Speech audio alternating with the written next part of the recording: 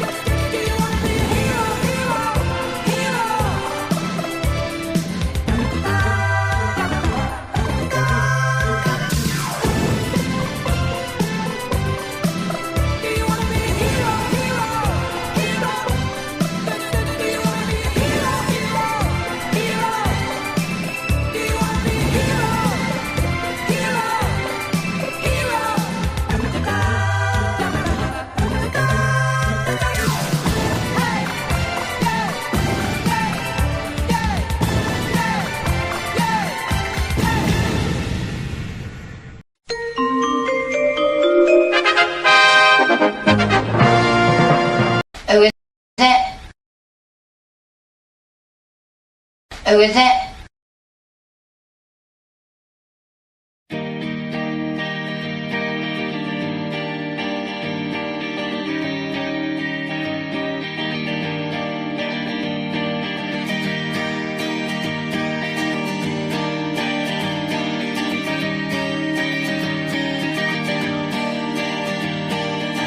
Kiss me out of the bearded barley nightly.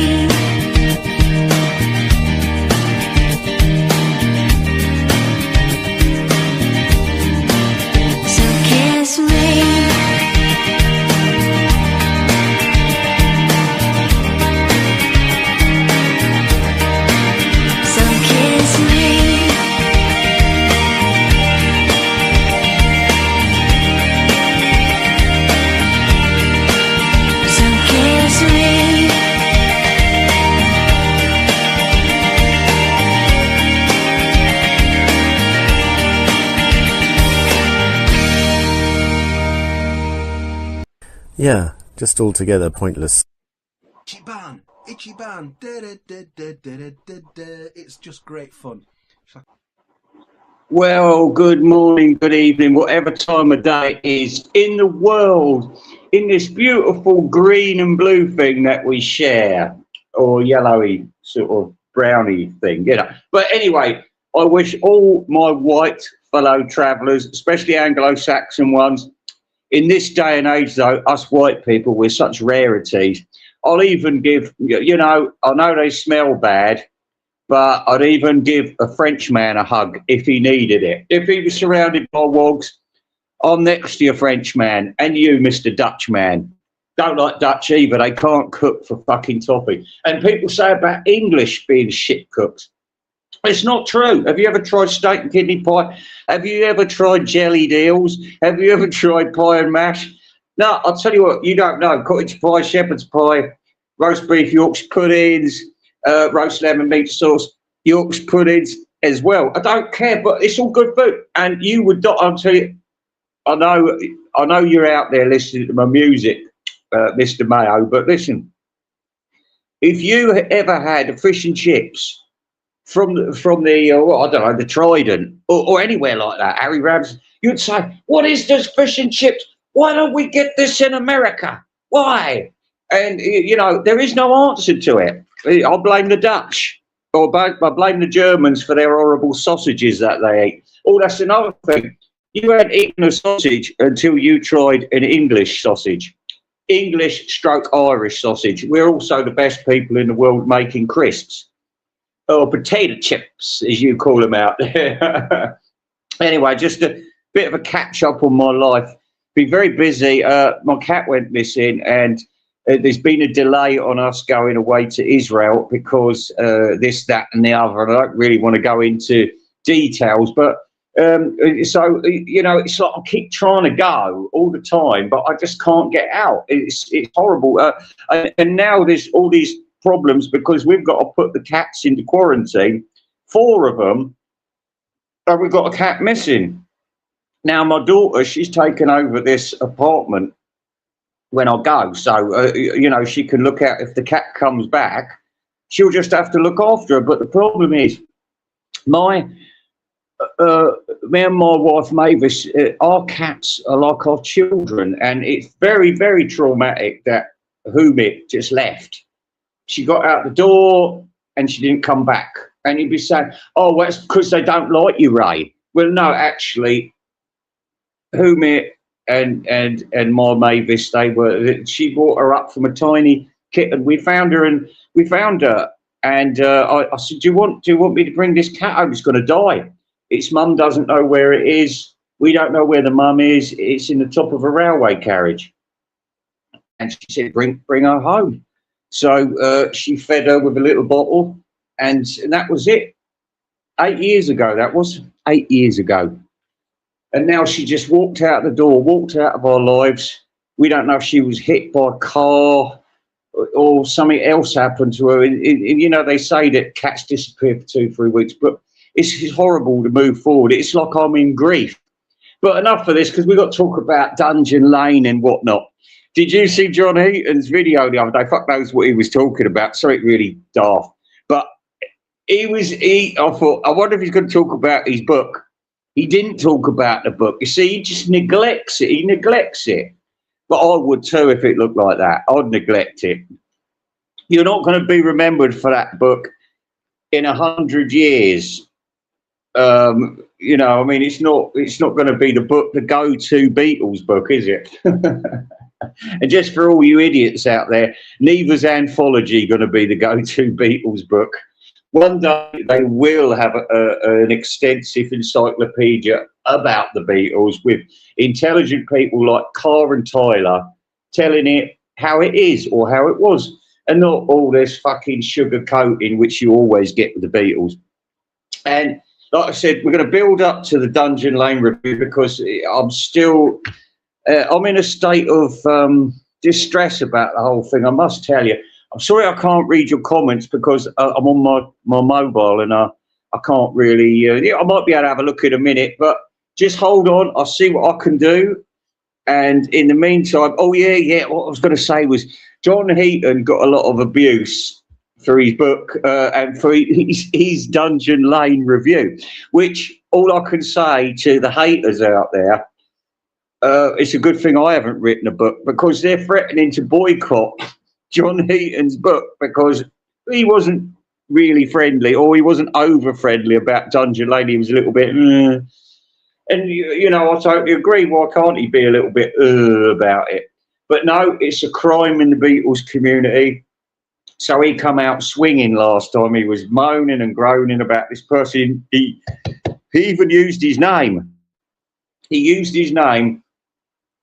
And I thought, well, don't blame you, John Heaton. It's a very upsetting thing, but, you know, it's not the end of the world, is it? But as for that, like, I don't think it's going to affect your book sales too much because you were horrible about Dungeon Lane.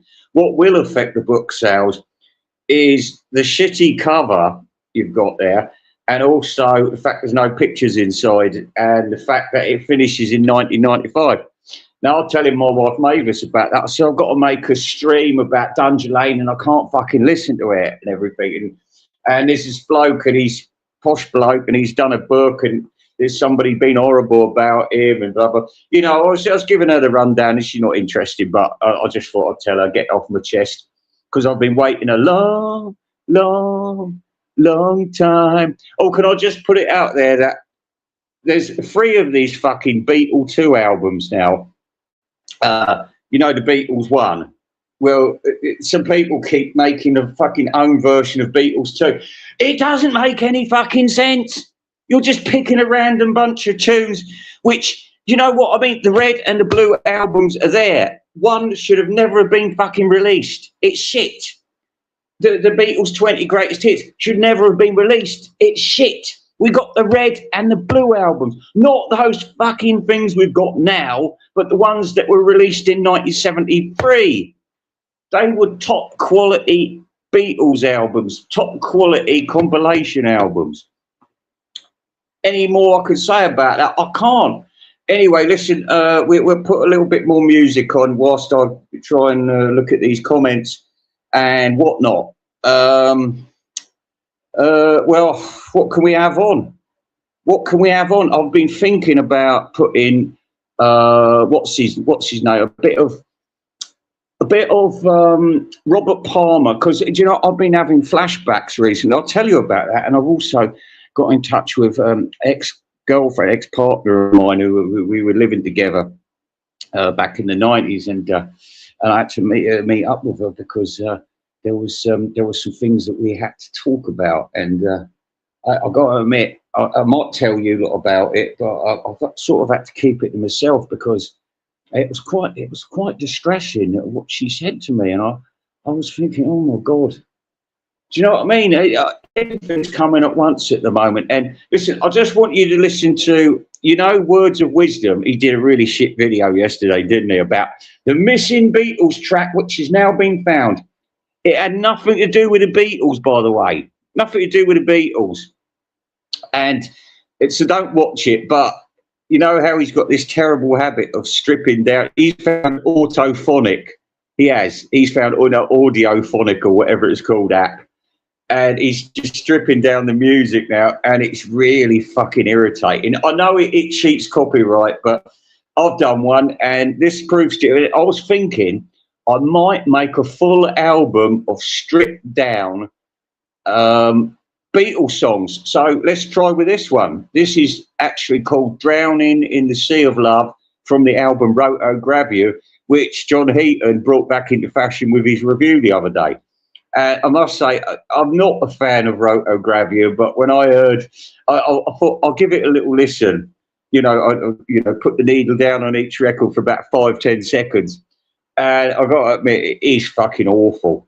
So there's no point in saying, oh, it's a good album, it's worth talking about. You know, after 1976, the level of cheap went really downhill with the Beatles.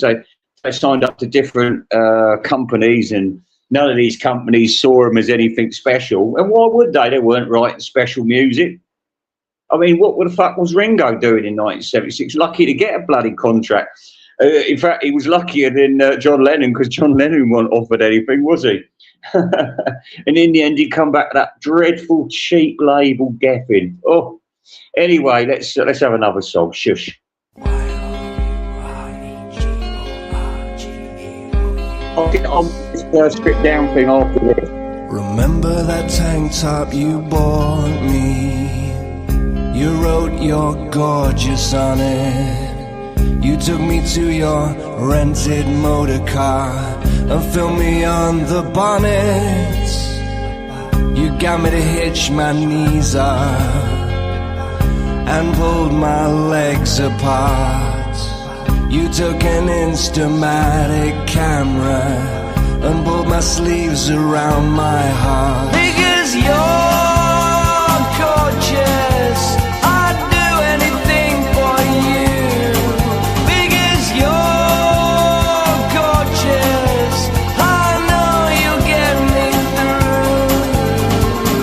You said my clothes were sexy. You tore away my shirt.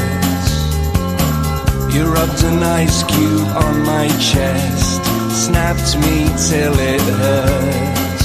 Because you're gorgeous, I'd do anything for you.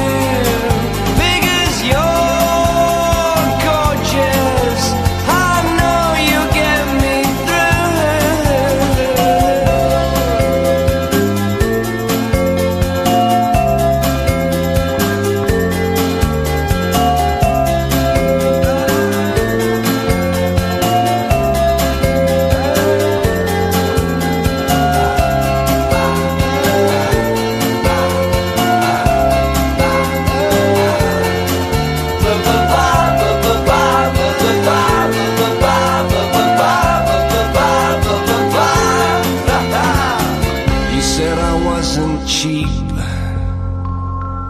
paid me £20. You promised to put me in a magazine, on every table, in every lounge. Because you're gorgeous, I'd do anything for you. Because you're gorgeous, I know you'll get me through. Because you're gorgeous, I'd do anything for you.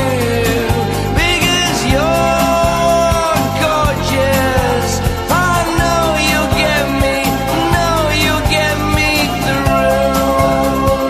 Know you'll get me through. Know you'll get me through. Know you'll get me, know you'll get me through. I know you'll get me, know you'll get me, know you'll get me through. Because you're gorgeous, I'd do anything for you. Because you're gorgeous, I know you'll get me through. Because you're gorgeous, I'd do anything for you. Oh, gorgeous. What a good song that is. What a good song. Hang on a minute. We've got to find it. Here we are. Here's Ringo. I've been down Enjoy one it. time. I've been down 2 times.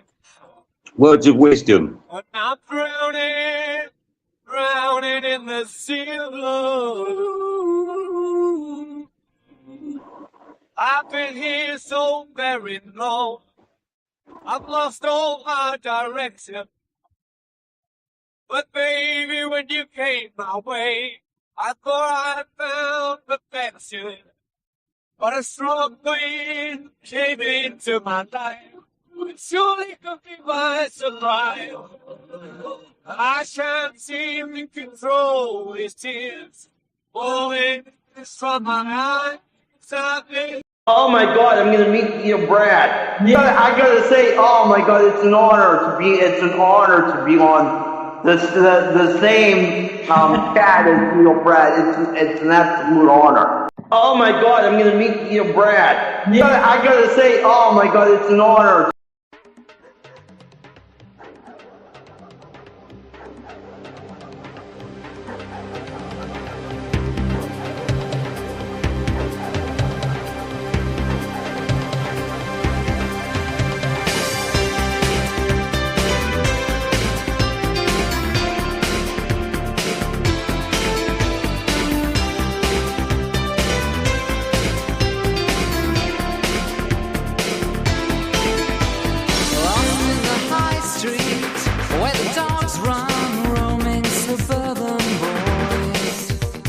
Mother's got a hairdo to be done. She says they're too old for toys.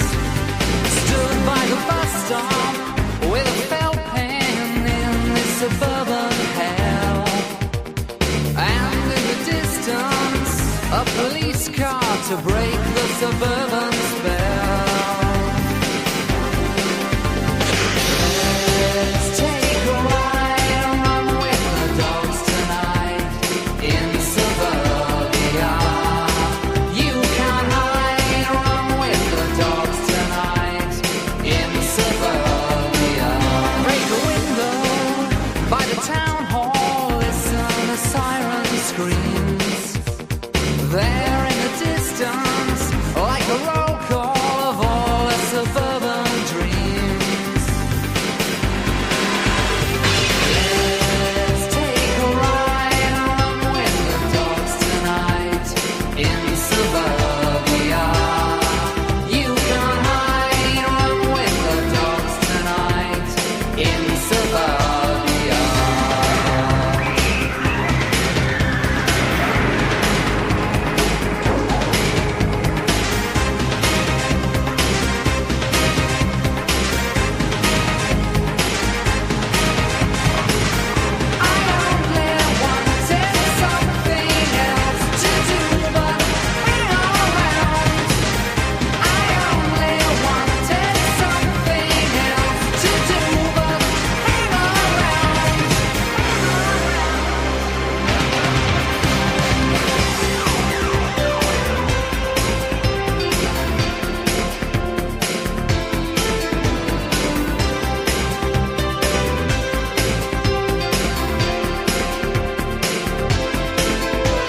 It's on the front page of the papers. This is the hour of need.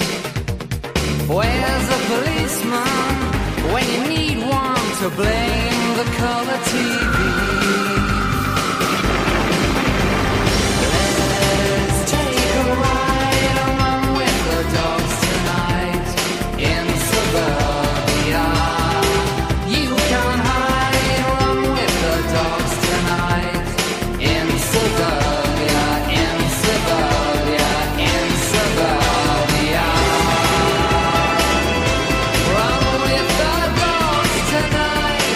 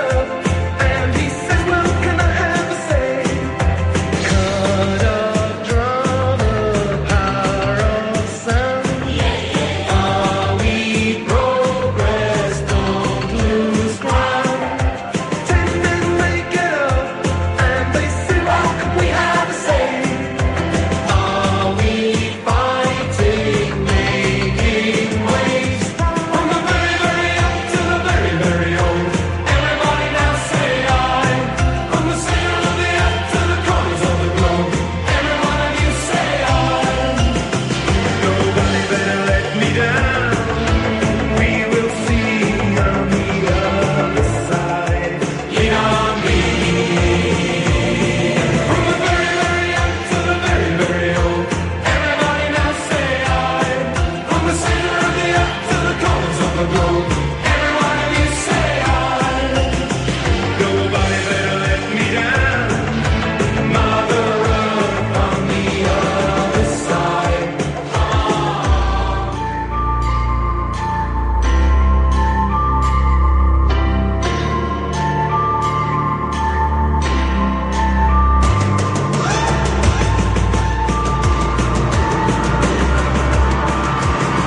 From the very, very young to the very, very old. Everybody now say I. From the center of the earth to the corners of the globe. Every one of you say I. Nobody better let me down. We will see on the other side. Lean on me. From the very, very young to the very, very old. Everybody now say I. From the center of the earth to the corners of the globe. Every one of you say I. Nobody better let me down.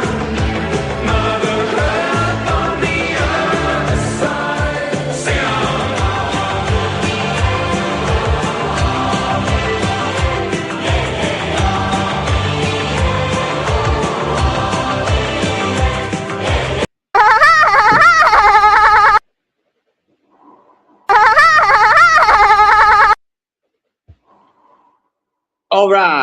All right. So let's get talking about the boys of Dungeon Lane. Now, listen, I'm very late to the party here, and this is an indication of how bad the album is, in my view, because I remember getting the album. Now, this is just an example for you.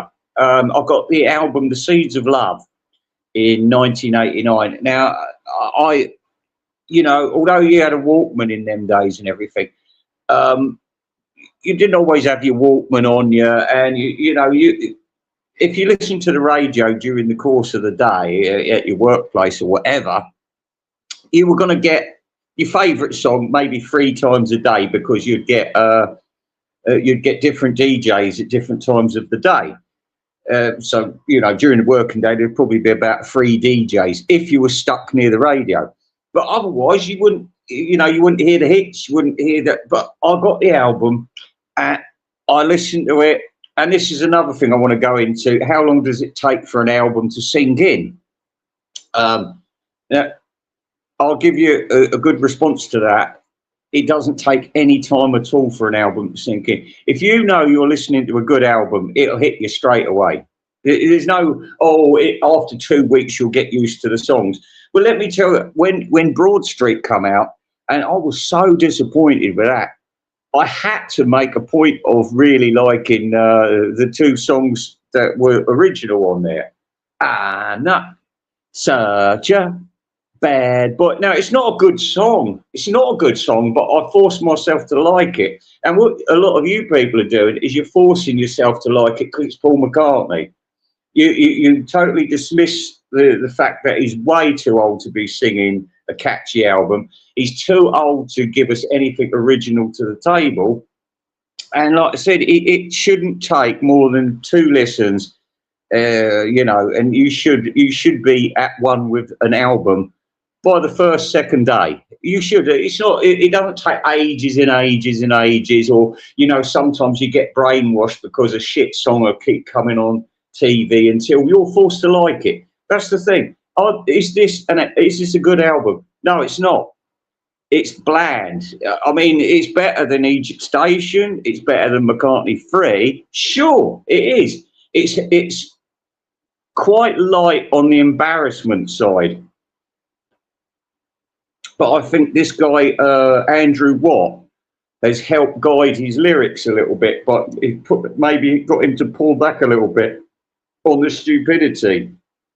The butter pies and the everybody bogey sort of shit. Because Paul McCartney gets carried away. Like I said, he doesn't live amongst real people. He lives in a private area in the countryside, nowhere near anybody who likes him or he likes, basically. So he's isolated from his own village community. Like I said, he's not popular down that way.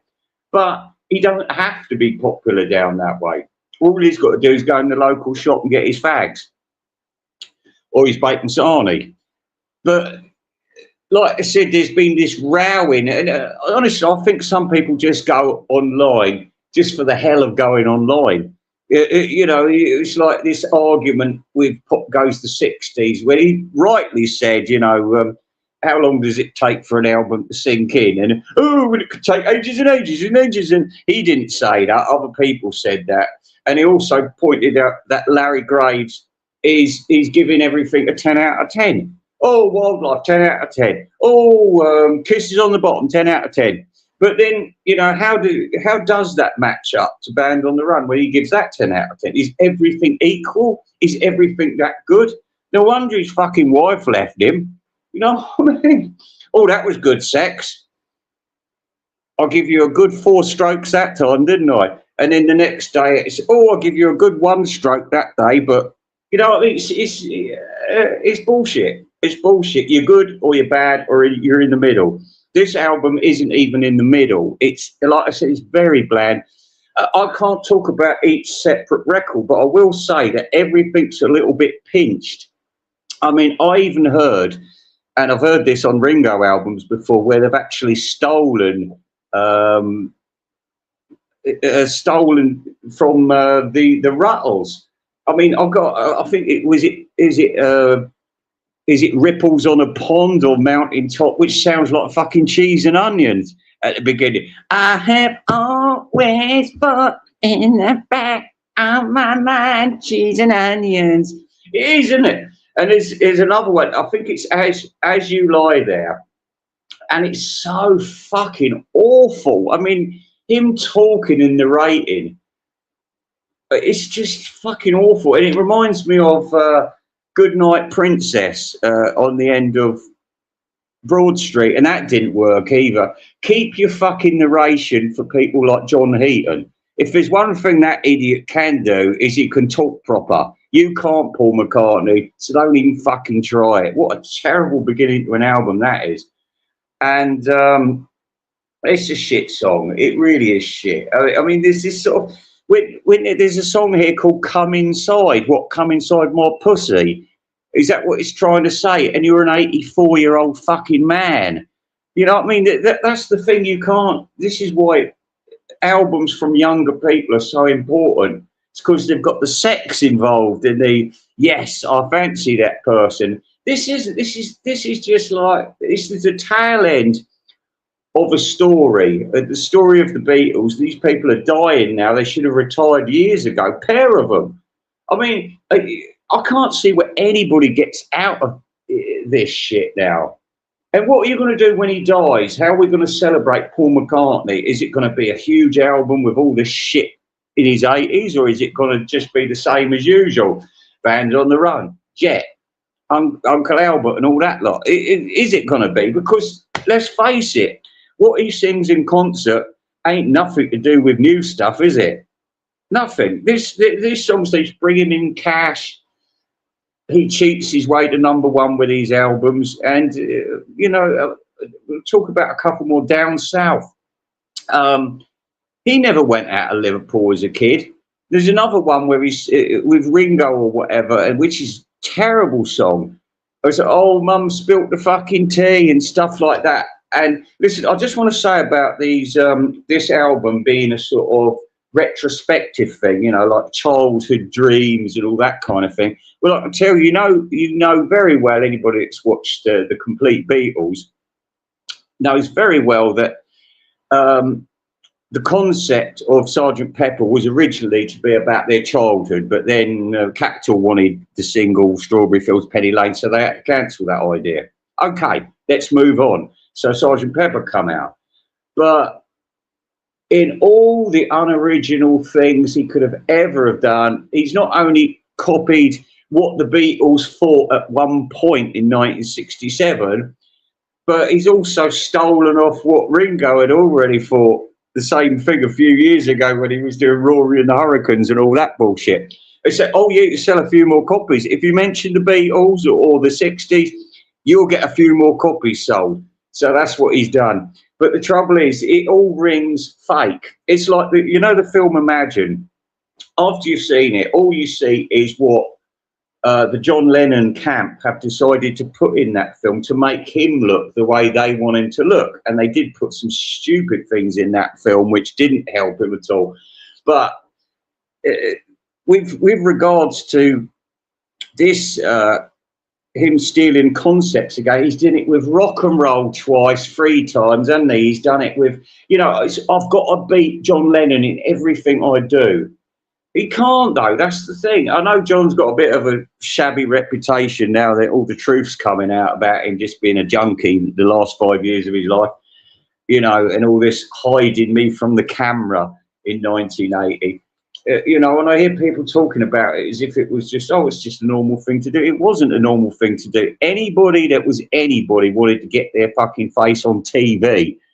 They wanted to sing their song on TV. It's as simple as that. And if you weren't prepared to go on there, you were either incredibly ugly or else you just looked fucking awful. And John Lennon, as we know, looked fucking awful in 1980. Let's not kid ourselves. He wasn't baking bread. So the concept album is fucking dreadful, and also it's made up as well. I'll go through some of this. So the one, it's supposed to be about George and Paul hanging about going down south. Where did he go down south? Where did he get the money to go down south? How far south did he go? I mean, somebody said that he mentioned Exeter. He wouldn't have done. He's trying to put across in this album that he's of a certain class.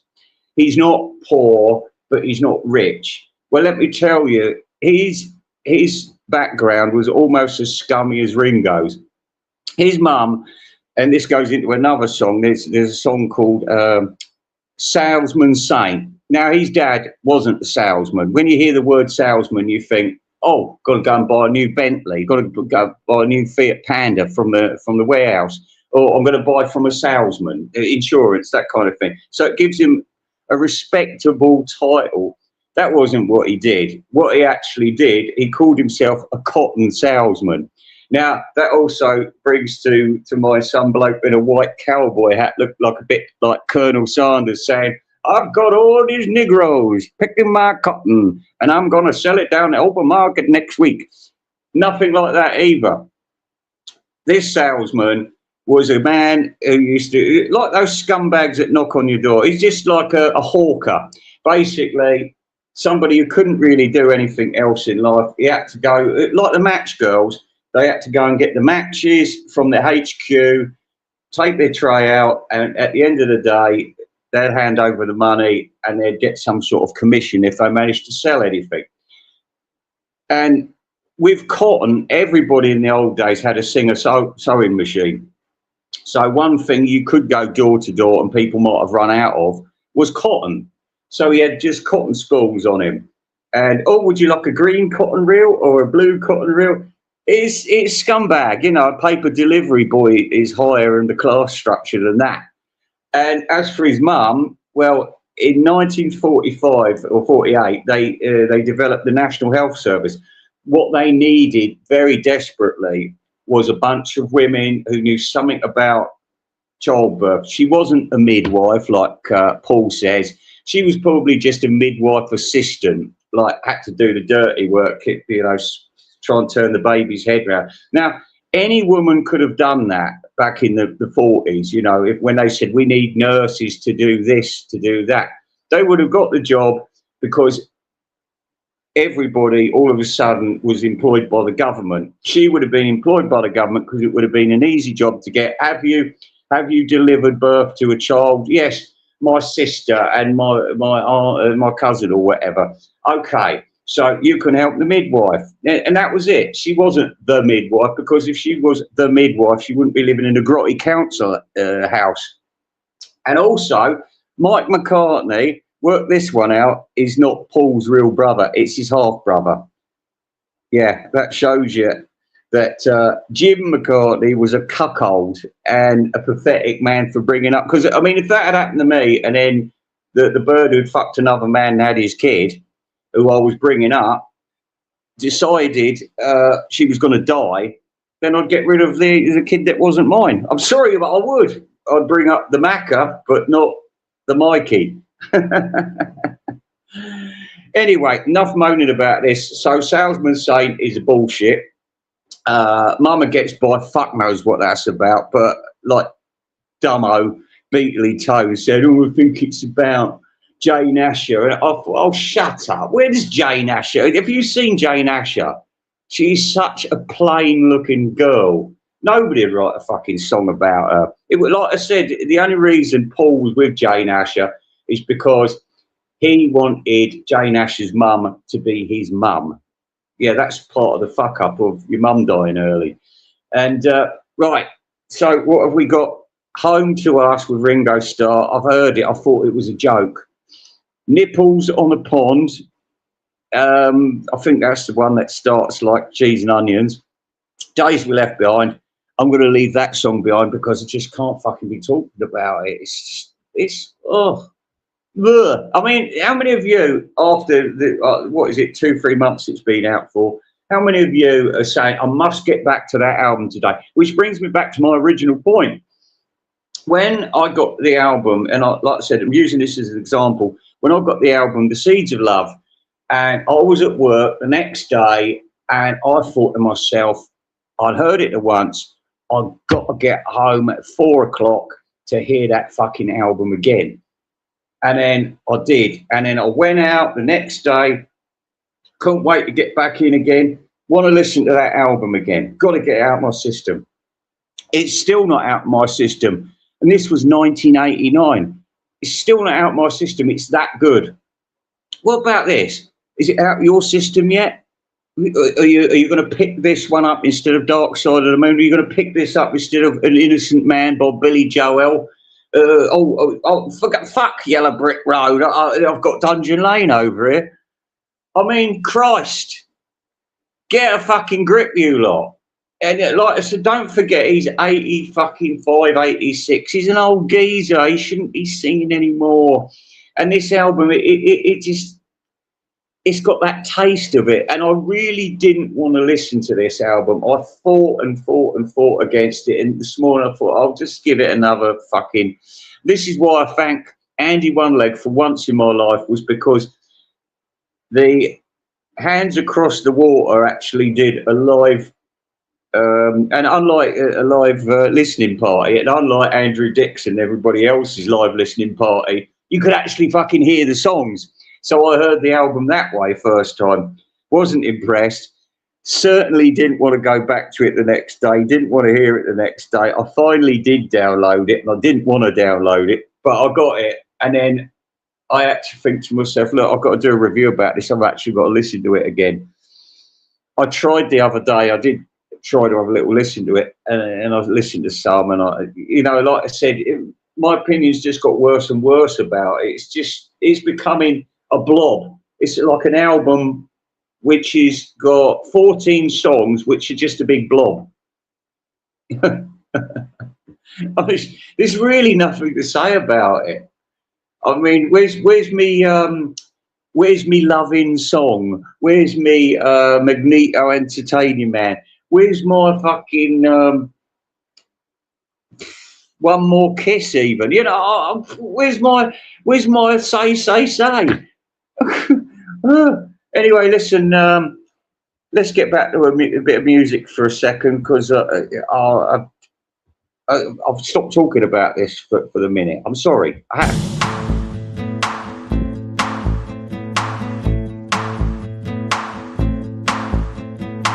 step off the train, I'm walking down your street again, and past your door, but you don't live there anymore. It's years since you've been there, and now you disappear somewhere. I got a space, found some better place, and I miss you like the deserts miss the rain, and I miss you, oh, like the deserts miss the rain.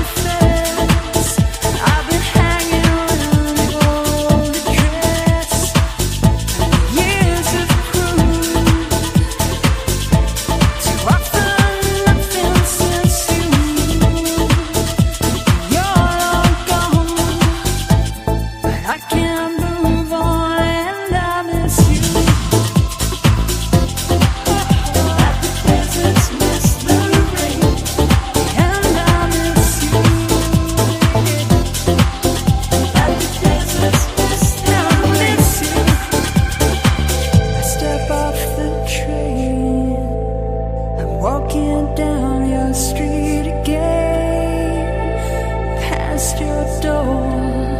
I guess you don't live there anymore. It's years since you've been there, and now you've disappeared somewhere like out of space. You found some better place, and I miss you like the deserts miss the rain. And I miss you, yeah, like the deserts miss the rain. And I miss you, and I miss you, like the deserts miss the rain. And I miss you, yeah, like the deserts miss the rain. Deserts miss the rain. Like the deserts miss the rain. Like the deserts miss the rain. Like the deserts miss the rain.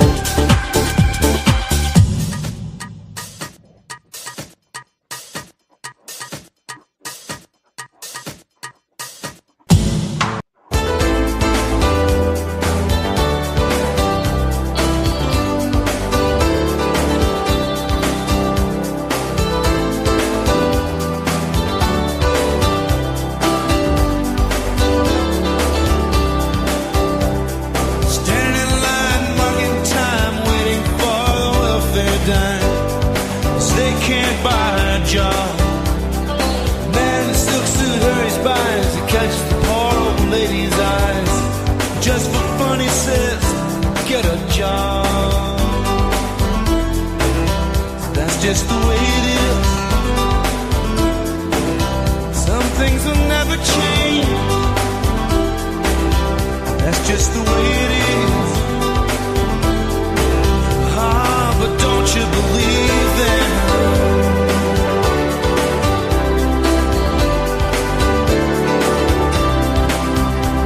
Said, hey, little boy, you can't go where the others go. You don't look like they do. Said, hey, old man, how can you stand to think that way? Did you really think about it before you made the rules? He said so. That's just the way it is. Some things will never change. That's just the way it is. Oh, but don't you believe that?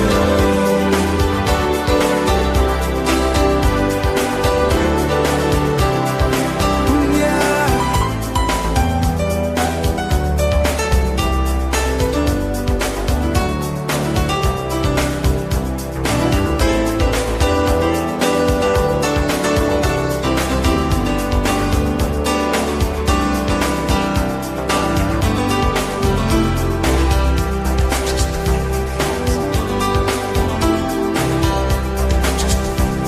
Well, they passed a law in '64 to give those who ain't got a little more, but it only goes so far.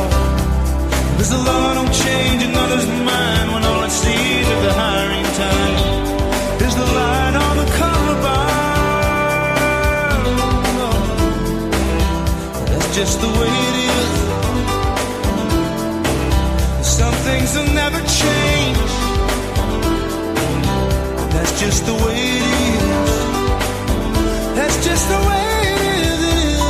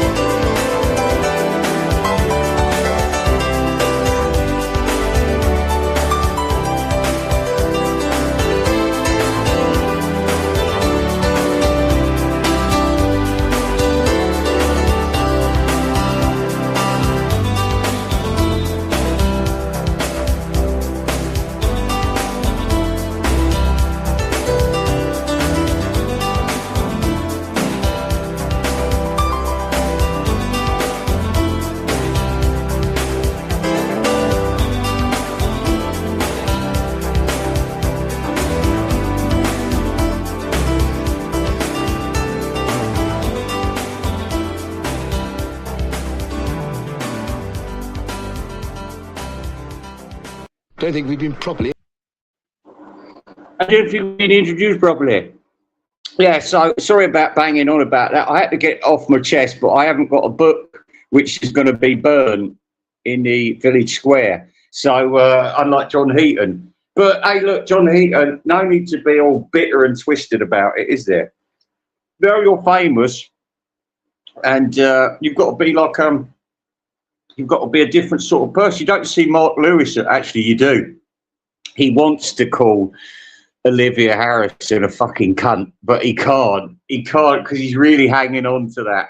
And it's cuntish of Olivia, though. But that's what the Beatle families are like. They're cunts. I mean, what does Patty Boyd? She hasn't been approached about these new Beatle films, and she's getting all snippy about it. And they didn't talk to me. I thought, why should they? You're fucking nothing. You're nothing. You're a face who was in the background who fucked Eric Clapton. That's all we know about you. Who gives a shit? You're not an actress. You're not a fucking anything. Go away. And anyway, like I said, let's not be, because I'm a bit moody today as well, so it hasn't helped the review, but I couldn't have been nice about it. I've got to be honest. I've got to be myself. Now, I was telling you that I saw an ex-girlfriend of mine, and I met her at the tea shop, Ye Oldie Tea Shop. Always a good place to meet women without other people seeing you. It's very good, by the way. If you go to the oldie tea rooms, it's lovely. It's a lovely place, and the staff are really good in there. You know what I mean? You get these like 17-year-old girls, and they're well trained. They're not like idiots. They're not, you know, like you get these days. I've stopped having a go at shop assistants in England because I used to go up to them and say, "Is there an adult in here anywhere?" If I got too fucked off with them, no, because they're sort of good. No, anyway, never mind about that. But anyway, like I said, I saw this girlfriend of mine, and we lived together for about a year or two. And she was 17 at the time, and I was a bit older. And anyway, she's done other things now. She's become a doctor, not a doctor MD as you'd call it over in America, but like what is it, a doctor? Something else doctor. I can't remember what it is, but not a proper doctor, but called a doctor. But anyway, she's done all right. And she's had a child with somebody else who's now split up with her. But you know, it was a painful time for the pair of us. And she found out from some bitch called Sarah Snedden, who knows a friend of a friend of a friend of mine. And she said, she phoned me up and she said to me, "Listen," she said, I heard you're going away abroad, you're leaving, and what about this? And what about that? And I said, look, I said, I'm quite happy to talk to you about things if you want to pop down to Ye Oldie Tea Shop. So we did, but she said some horrible things to me. She said to me, "Do you know what?" She said, "You never give a fuck. That's your problem. And any problem you've got, it's been drinking drugs all the time." And I said, "Yeah, but I ain't like that anymore." I said, "I'm not drinking that much anymore." I said, "My body wouldn't be able to take that amount of alcohol that I used to take." And I said, and as for relationships, I was a bit blasé about them back in the day. You know, you can't help what you were in the past, but when somebody confronts you with what they think about you, it's very hurtful sometimes. And it was hurtful. She says, "Do you know how I feel about you now?" And I said, What? I would have thought you would have remembered the good bits. And she said, "No, I get very angry when I think about you." And that hurt a lot. It really did hurt. Anyway, don't know where to go from here actually, but listen, let's have another song now.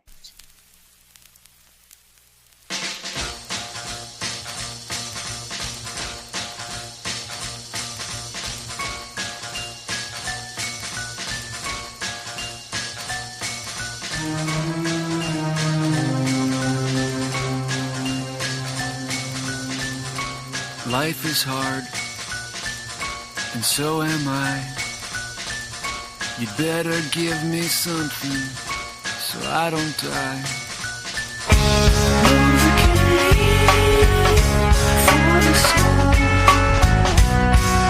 Before I sputter out,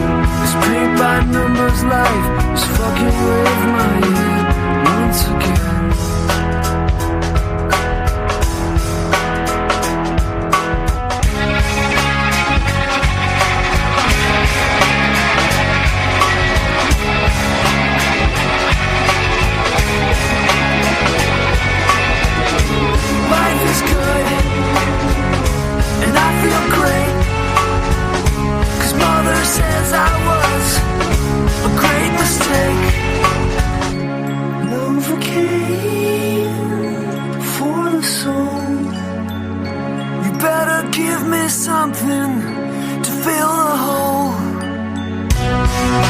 before I sputter out. Before I sputter out. Before I sputter out. Before I sputter out.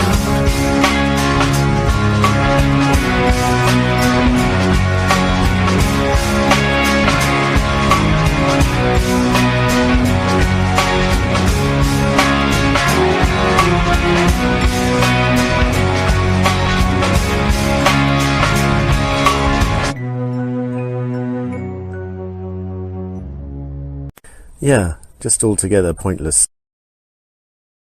Yeah, just altogether pointless. John Lennon. John Lennon.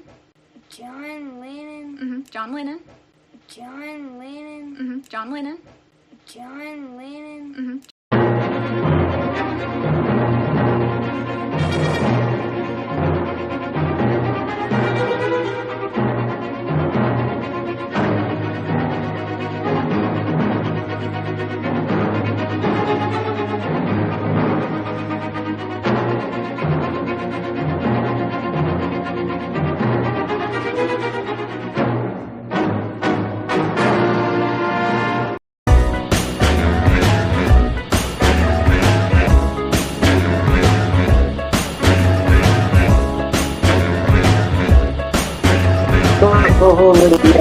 Play this. I get tired and upset, and I'm trying to care a little less. When I Google, I only get depressed. I was taught to dodge those issues. I was told, don't worry, 'cause no doubt there's always something to cry about. When you're stuck in an angry crowd, they don't think what they say before they open their mouth. You gotta Pack up your troubles in your own kit bag and bury them beneath the sea. I don't care what the people may say, what the people may say about me.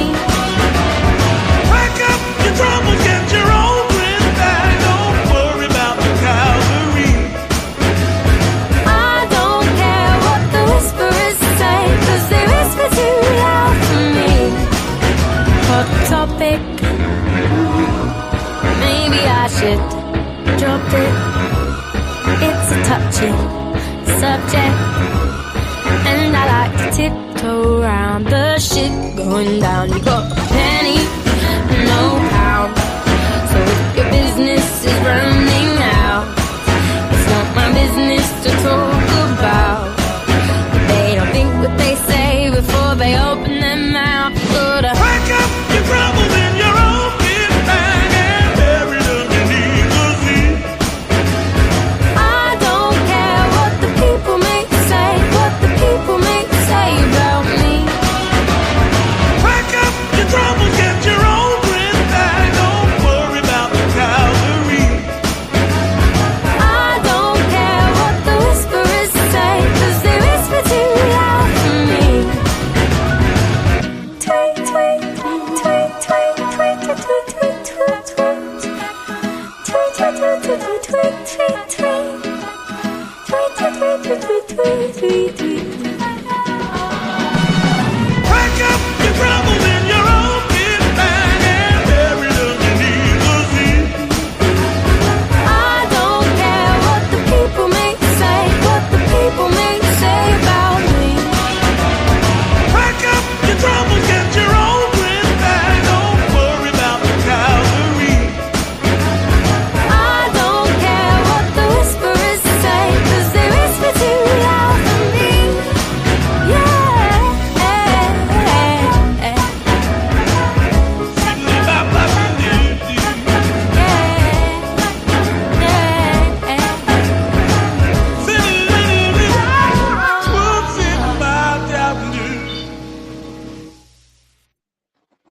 Oh, wasn't it? Eliza Doolittle. No, not that one. You see, some people, they can, well, I wouldn't say she had an album, but this is the thing. Sometimes you just get a couple of good songs and forget the person. Nora Jones, she's another one. You know, there's a lot of people out there like that. We enjoy the music, the moment. But how can you enjoy the music, the moment with Dungeon Lane? How can you? Would you force this on your kids? There is no need for Paul McCartney in this day and age. I mean, do you know what? I even found out myself. I'm getting, when I was working for the company that used to send me abroad all the time, and there was a point just before I resigned that I was becoming less significant. And that was to do with my age. You know, I was just getting to the point where they want to put me in the corner, say, do this, do that, and do the other. Would you want me in the field? No, oh, that's all right. We're sending Jerry out there. And why is sending Jerry out there? Does Jerry need a hand? No, Jerry's been out with there 2 or 3 times with you. He knows what he's doing. And you think, yeah, see, I taught the boy well. What am I going to do now? He's taken my responsibility away from me. And I might have liked going abroad every fucking month or 2. You know, my wife was all right with it, getting loads of money from it. But it was just, I don't know, you feel it, you do feel it. And then when I went through a couple of other jobs afterwards, and, you know, kind of put me on a desk, put me in the corner, and I was just sort of, oh, fucking hell. Now, I haven't got a problem getting a job as soon as I get to Israel because of my qualifications and because of the building work out there. No problem whatsoever. But and my wife, she's going to continue working for the same company as she does in England. But it's just, no, what's happened recently, it really hit me hard because I've been, like I said, when I met that girl, and I've got to tell you that, or my ex-girlfriend, I've got to tell you, it's upset me so much. It's made me feel, in fact, really frightened. I thought, is this a reaction I give to a lot of people? I know that I can piss people off, and I deliberately do it, but at the same time, that girl, she wasn't remembering any of the good stuff. I even showed her some photos. I said, do you remember this? Do you remember that? And she said, I don't recall. And she does, but she was just being deliberately, angry. Like I said, she was just angry. And I thought, well, why is it? Is there something in between the anger? And I did say that to her. I said, is there something in between the anger? Or do you just want to see that I'm properly dead? Or you want to see that, you know, that I fall on my face or whatever. I didn't. I think what I did get out of it was very sad. It was incredibly sad to have people. And like I said, in the time that we've been apart since 1997, that's about 30 years, isn't it? And a lot's happened in that time. A lot of people have died. And a lot of people have moved on to different places. And I remember each one of them going. Do you know what I mean? I used to have a friend, pharmacist, and he got a job at the other end of the country. And then he got married and we stopped seeing each other. My friend who lived in the castle, we got on really well. He went to Dubai and he found himself a fucking Filipino bird. And he was totally anti-women. So things change and you lose contact with friends and people, and you know, you shouldn't sort of go and see ex-girlfriends and things like that because that really fucks everybody off. But like I said, what did happen was it was just a case of, well, I think she just wanted to tell me what she thought of me. It wasn't really horrible, but it was sort of like, the sadness about it was, if you hadn't have been such a drunk, you would have woken up to how you were treating me and stuff like that. And this was, you know, by the way, it was never violent towards women, and but there's something about, I get this from my mum, there's a coldness, and sometimes this coldness, I can be like that, you know, I can make people freeze in a room if I'm sort of, you know, I'll just blank them and stuff, and it could just kill the room straight away. And I was a bit like that. Sometimes I'd had a tough day at work I'd gone to the booze, had a couple of beers, and then I'd gone in and she's talking small talk, and I couldn't, I was just thinking, oh, fucking hell, I ain't got time to talk to you tonight, stuff like that. And these are cruel things. In fact, worse than punching a woman in the face. You know that the abused woman generally stays with the abuser time and time again. But it's not the sort of abuse that you think of, is it? It's not like, and like I said, I was thinking, how did I make you angry? And it was just this sort of, just sort of leaving her in the corner of the room to sort of get on with her own thing, and having my friends round and saying, oh, look, we've got to go out and you can't come with us because it's like a rugby match or whatever. And it was like, it makes you rethink. And I was back there in 1997 thinking, this is really fucking weird, really weird. But anyway, I don't know why I'm telling you. It's just because I can't really tell anybody else about it.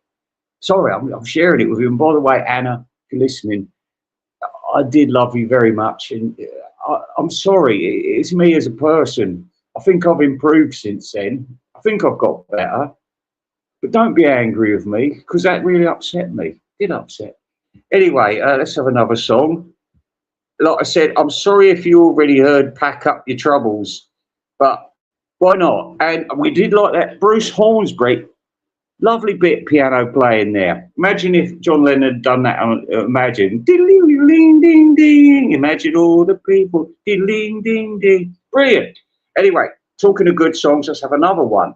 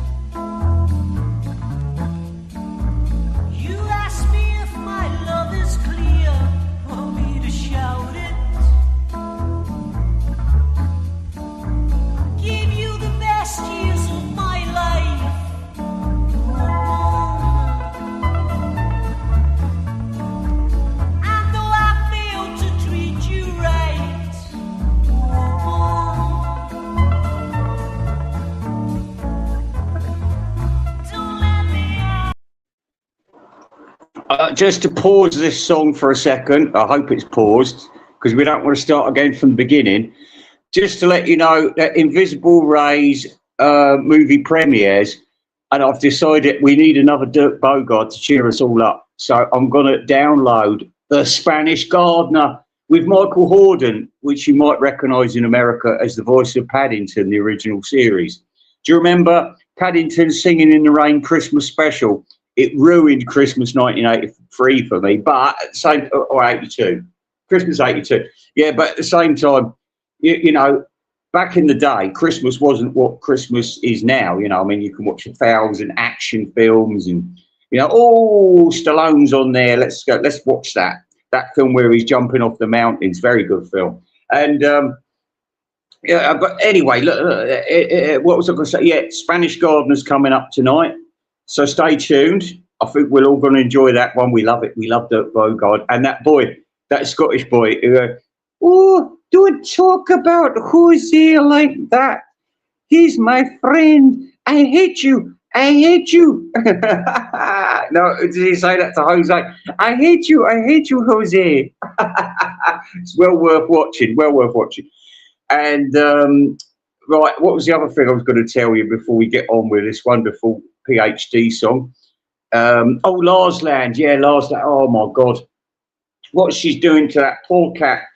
Now, the thing is, this is animal cruelty because I don't think she's been feeding that cat. So I think that the cat wanders into her room at the end of the day, half-finished jelly donuts and maple syrup with fucking Black Forest Gatto, thinks to itself, I've been neglected. Where's my cat food? Gets really hungry, and cats or dogs aren't supposed to eat chocolate, by the way. Remember that. Although our missing cat loved coffee beans. She used to go in the coffee machine. She'd go. She loved coffee. A child of nature. But listen, and also, she would sometimes have a lick of, if you'd get like a chocolate dessert or something, and you'd have to put a little bit of the chocolate dessert on your finger, and she'd have a little lick, but she knew it wasn't good for you. It's like heroin for cats, not good for them. So anyway, that's what's been happening. Her cat goes into her room and thinks, where's all the food? Oh, well, it's just chocolate cake. I better eat that then. And that's what's happened. Poor cat. Did you see the photograph? Outrageous, outrageous. Anyway, let's get on with this.